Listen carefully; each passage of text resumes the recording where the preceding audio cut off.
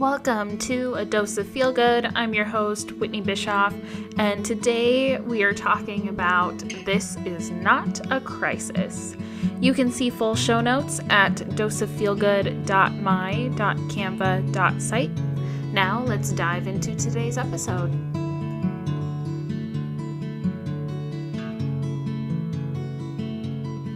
Welcome back, everyone. Today's topic has been something I feel like has come up in a lot of my conversations lately, and I'm really looking forward to sharing it with you. So our topic today is This Is Not a Crisis. And I don't know about y'all, but I feel like lately everything has felt like a crisis, whether it's a personal crisis or in our professional world or just in the world around us. It feels like we're just hopping from crisis after crisis after crisis. But I want us to take a second today and think of the last time someone made a mountain out of a molehill. So if we think of all of the different perceived crises that we are faced with, oftentimes I feel like things are kind of blown out of proportion, and wondering how that maybe made you feel in those moments. And I know when kind of the world around me is this buzzing and everything just feels like crisis after crisis after crisis, I get stressed. I am definitely somebody now. I pay attention to very small bits and pieces of the news and the media because there's so much focus on all of these crises. But I also feel like in my day-to-day life that there are a lot of people that tend to make things a crisis when in reality, it really isn't in the grand scheme of things. And I think it's easy for us to kind of lean in that direction. So I also want you to take a second and think about maybe when you were the one to fall into this like full-blown meltdown over something that just really wasn't that big of a deal. I think we can get stuck in the moment of things feeling so much bigger because we maybe start to catastrophize, or there's this fear of the unknown, which is really real and valid. But we tend to then blow things so far out of proportion because we're not connecting the dots of what does this actually mean in the grand scheme of things. And for the most part, those crises are not going to be a crisis long term. Like looking back, can you identify all of these times where maybe we thought it was the end of the world in those moments? And thinking back, it's like, I don't even remember those moments now that I'm through them and on the other side and living my day-to-day life. We often forget about those moments where we just thought were the end of the world. I think we can get in that place where like we feel like we're melting down, or we make these things into huge deals. One, I know when I start to get to that point that I am burned out, especially I think in my work, but I also think in like my relationships with folks, right? Like when I start to think or overanalyze all of the things that maybe are being said to me or what I feel like is being done to me, right? When I start making these things a big deal when they really are not, I know I'm burned out, either burned out from people or the work that I'm doing. Either way. I also think that we get to this point because we're really stressed. A lot of us have a lot of demands that are put onto us. And it's almost this competition with reality of where we really are. And what I mean by that, it's we get so focused on the stress that the one thing that happens that, again, probably isn't a crisis tips us over completely. And so it's not the reality of that moment, but it's our stress talking. And I think oftentimes we might feel like we're good at navigating those crises or those stressful moments, but oftentimes we can't control if we're the recipients of that crisis. If we are constantly around people that make things such a huge crisis, And at least for me, I know it can be triggering. It's hard to not respond out of stress or frustration or anything like that when it's just this constant crisis after crisis after crisis. But it also, at least for me, like it starts to make me numb to that crisis. When a crisis actually occurred, it's like, yeah, but this is just the same crisis that has happened over and over and over again. Kind of like the boy who cried wolf. Oh my gosh. You know what I mean? But I think that's what that feeling can be like. And so I really want to encourage you, one, if you are around people that are constantly in that headspace that everything is a crisis, don't be the person that feeds into it. Kind of pull yourself back, and we'll talk about what that means in practice. But it's giving ourselves that space to just be calm and be that calming presence, especially I think when there are those people that it is constantly thing after thing. And when we can bring that calm energy, especially to a place that feels like it's in constant crisis, maybe when it's not the reality of that moment, we can actually see ourselves change the culture. And when we don't feel like we're in this constant state of fight or flight, we can actually see progress. We feel like we're in these spaces where we can actually do something. And so when we bring that calming energy rather than feeding into that stress and those crises, when we just kind of breathe a little bit, it allows everyone around us to also take that breath of fresh air that really can make the difference. So this all stemmed from a moment that I had with a faculty member who was a retired police officer. And so if you think about somebody who has worked in law enforcement, they've seen a lot. There's a lot of crises in that field, first responders, anything like that, it truly is life or death, right?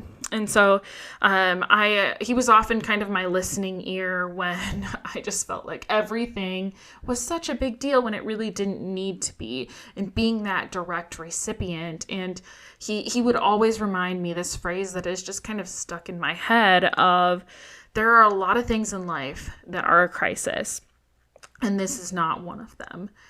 And I really think that's so true. And I often find myself reminding myself of that, and also maybe sometimes telling that out loud to maybe people who are creating these crises that aren't really crises, right? So just saying, like, there are so many things in life or in the world that truly are a crisis. So we're not negating that, but these moments that we make into such a big deal really are not. Like, this is not one of those moments that is a crisis, and reminding ourselves of that.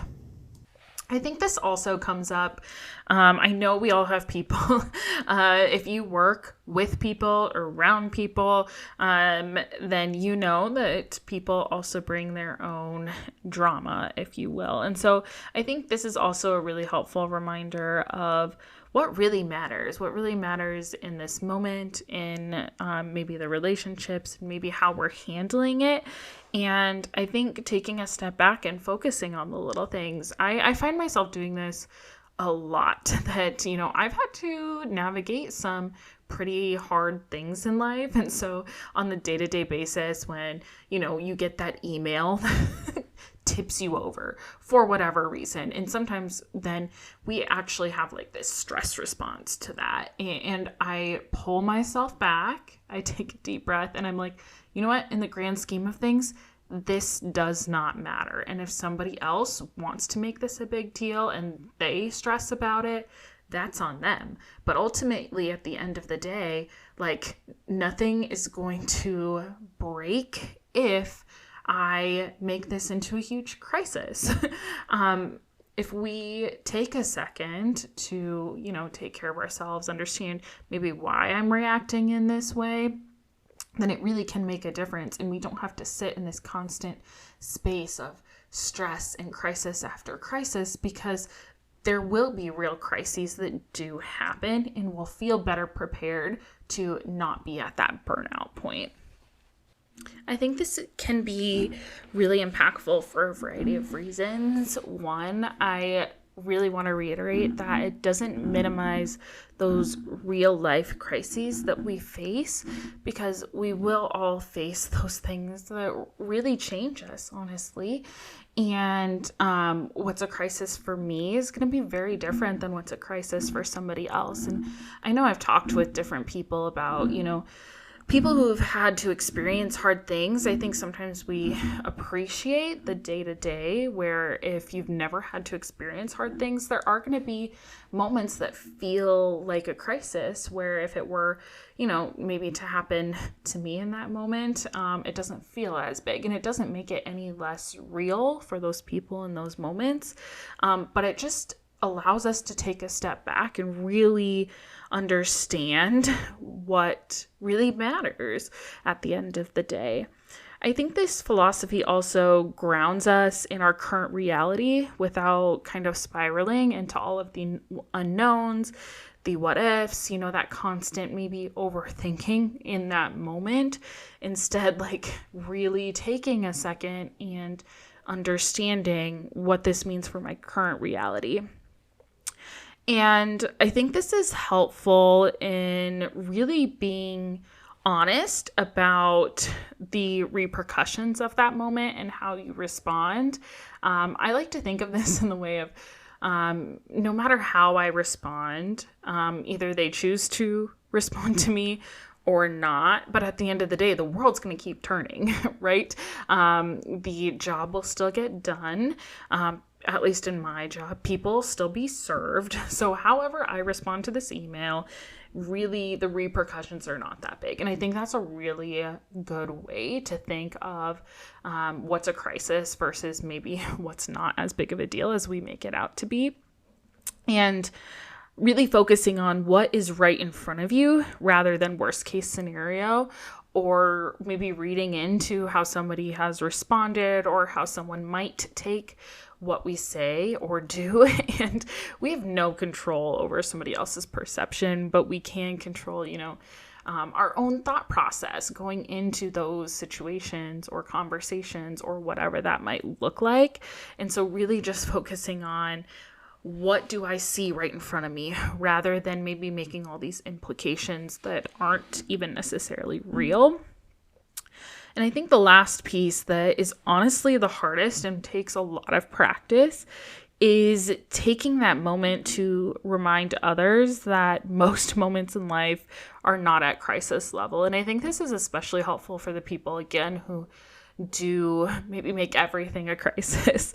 And it's really hard to do, of standing up and maybe changing that culture of this really isn't that big of a deal in the grand scheme of things.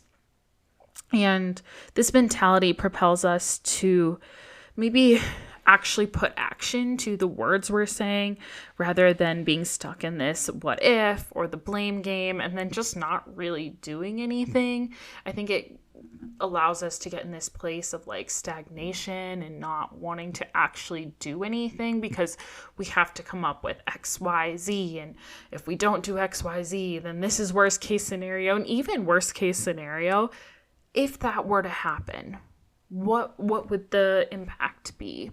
Are things still going to move forward?